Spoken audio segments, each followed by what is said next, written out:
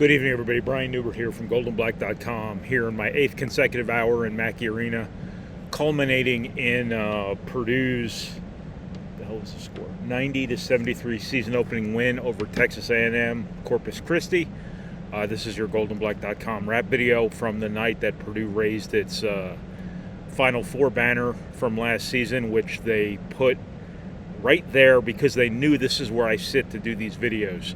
And they wanted maximum exposure for their Final Four banner. So, forward thinking by Purdue, always be marketing, is what I always say. Speaking of marketing, thank you to the Purdue Club Hotel for your support. As always, we appreciate it very much. So, Purdue's off to a 1-0 start.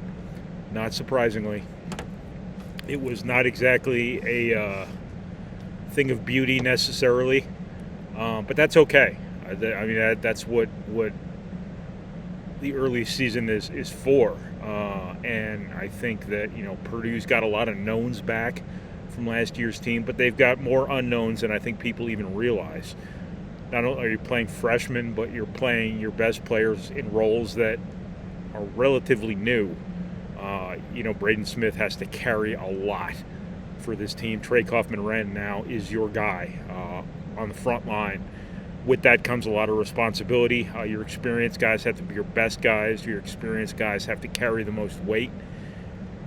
You got guys playing a lot of different positions here and there, moving around, and there are just some things that still have to fall into place for this Purdue team. Perfectly normal for November 4th for every team in college basketball. But the way Purdue has been kind of machine-like in November here these last couple of years, you don't necessarily expect Purdue to show any vulnerability in these bye games at home. I don't think there was ever really a possibility Purdue was going to lose this game.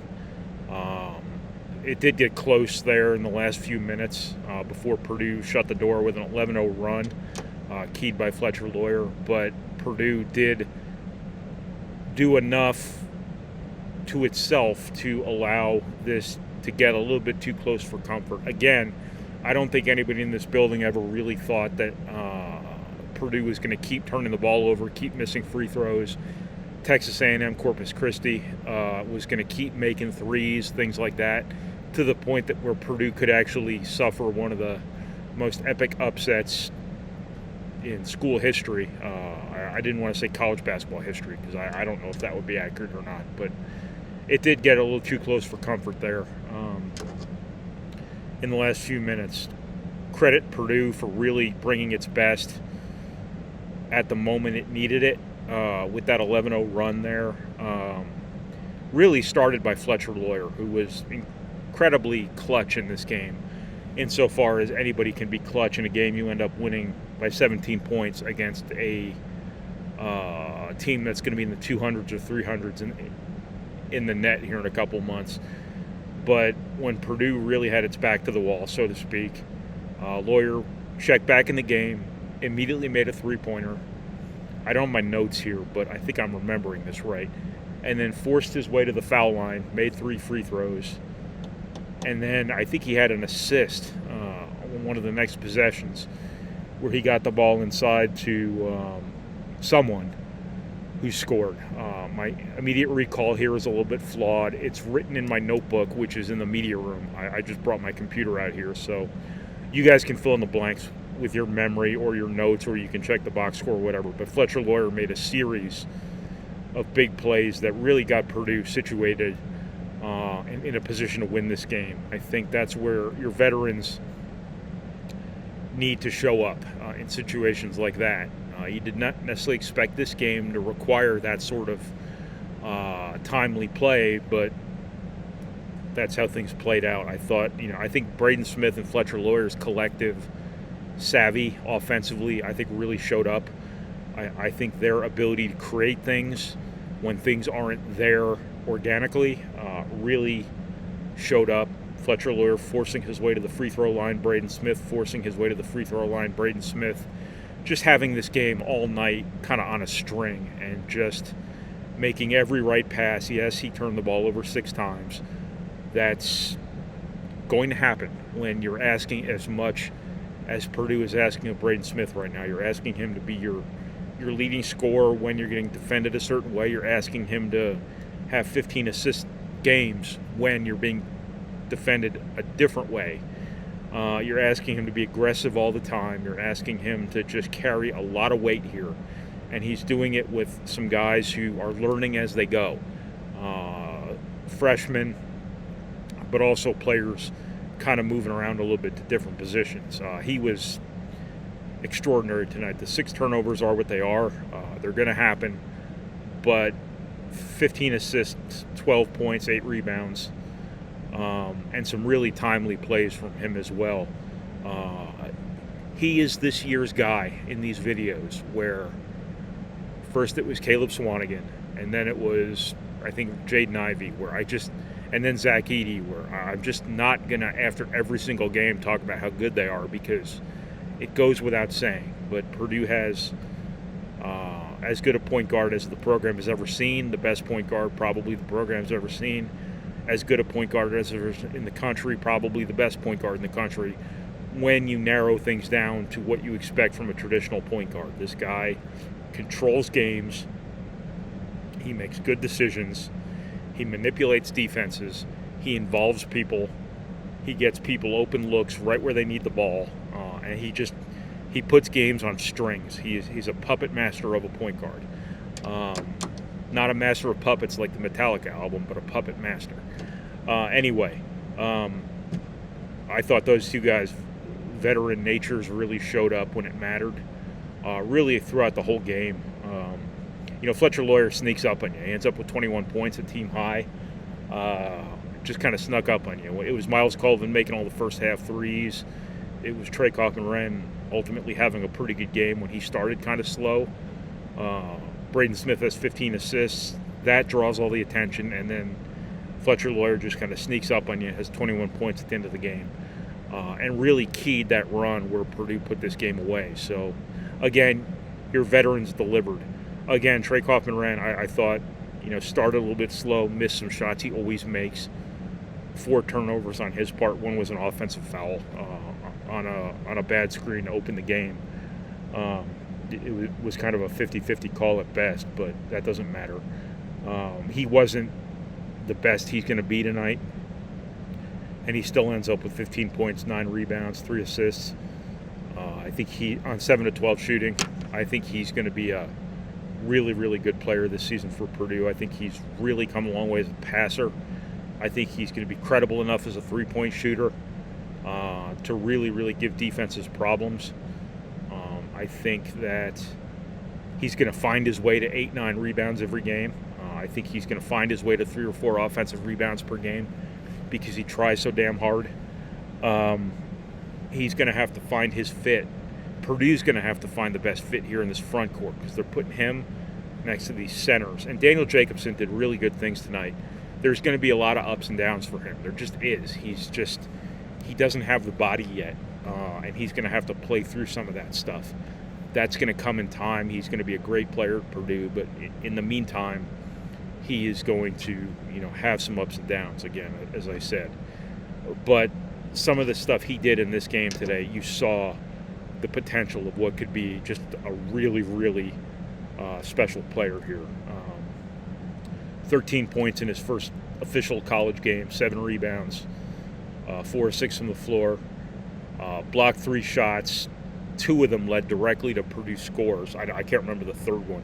The third one came at a really important time, I think, if I recall correctly. But the first 2, one led to a layup, and then the second one led to a secondary transition three-pointer where Jakari Harris, I think, kicked out to Miles Colvin. And offense off defense is such an important part of basketball.